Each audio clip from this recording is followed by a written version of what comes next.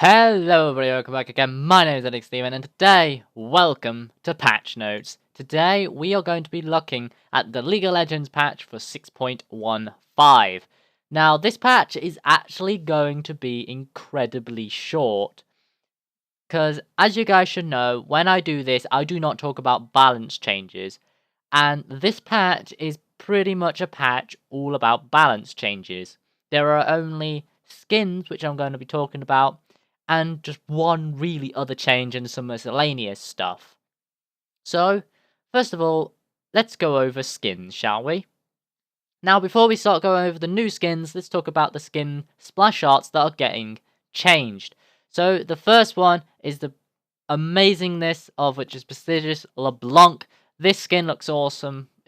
Well, this splash art looks awesome. I quite like it. It's definitely a lot better than the one that's currently in the game. So it's actually quite a nice change to actually come through.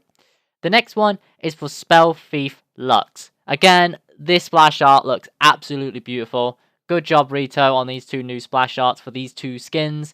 The skins are awesome, and the splash arts now actually show off the skins in a much better light than what they previously did. Now, what about the new skins? That's what we're really here for. Well, there are 3 new ones, and they are all project skins. So, let's start off with the 2 smaller projects. Starting off with Project Echo. So when we first saw the teaser, as you guys should know, a while back, I did the new series that I started, the leaks and teasers, and this was one of them I covered, and in that video, I was talking about 2 of them that we already know, which has actually been confirmed as correct, and there was another one that was a little bit of a mystery around the community.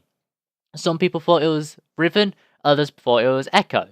Personally, at the time of me making that video, I said it was Riven. However, shortly after I was editing that video, I went back to look at some of the information, and I started noticing, looked at what other people were saying, and started piecing it together, and it felt more like Echo. And I even updated the...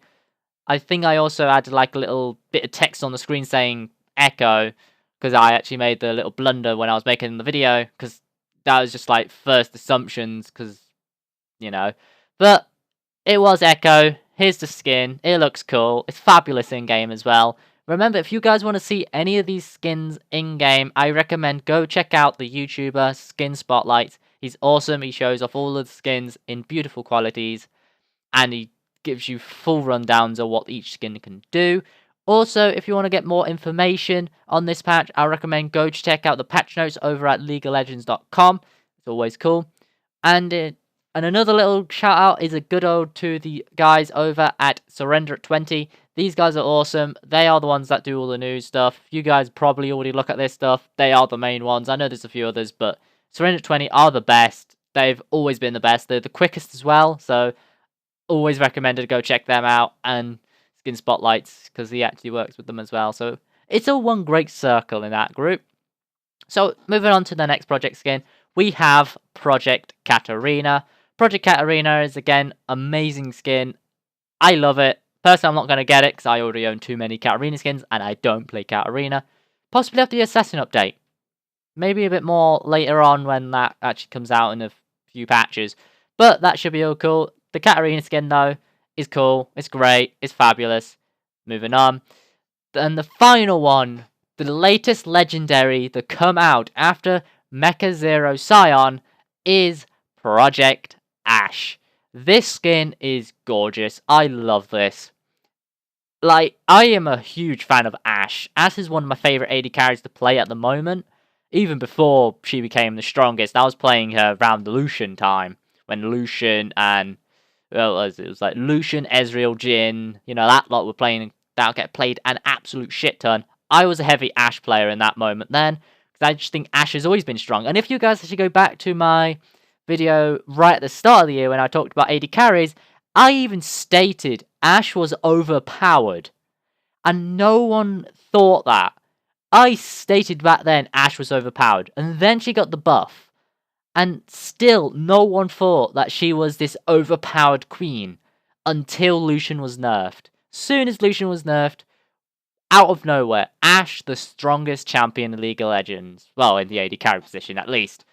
So, I called it at the start of the season. I stated that, and now it's caught up. So that's pretty good to know that. But there was obviously other people that thought Ash was good as well. I'm not taking full credit of that, because obviously people will have their opinions. But, you know, what you're going to do. By the way, this skin is beautiful. I recommend getting this skin. It is absolute sexicles. So, again, if you guys want to check these skins out, I recommend go check out Surrender at 20 or Skin Spotlights everywhere.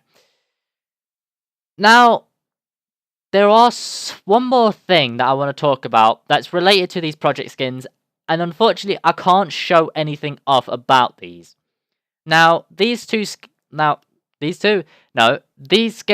so all three of them, including the older project skins, and even Project Yasuo is included in this, have now all had their borders changed when they're loaded into game. You know, the first strike border.